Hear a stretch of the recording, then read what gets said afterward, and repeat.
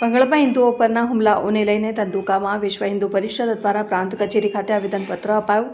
અમદાવાદ જિલ્લાના ધંધુકા વિશ્વ હિન્દુ પરિષદની કેન્દ્રીય યોજના અંતર્ગત ધંધુકા પ્રાંત કચેરી ખાતે મહામહિમ રાષ્ટ્રપતિને બંગાળમાં હિન્દુઓ પર થતા સતત હુમલાઓ સામે તાત્કાલિક પગલાં લેવા અને કાયદાની વ્યવસ્થા પુનઃસ્થાપિત કરવા માટે બંગાળની હિન્દુ વિરોધી સરકારને બરખાસ્ત કરીને રાષ્ટ્રપતિ શાસન લાગુ કરવાની માંગ સાથે આવેદન પત્ર આપવામાં આવ્યું. હિન્દુ હિંસક નથી, પરાક્રમી છે, ધૈર્ય પણ છે, શૌર્ય પણ છે. આ મેસેજ હિન્દુ સમુદાયના ધૈર્ય, શાંતિ અને શૌર્યના ભાવને વ્યક્ત કરે છે.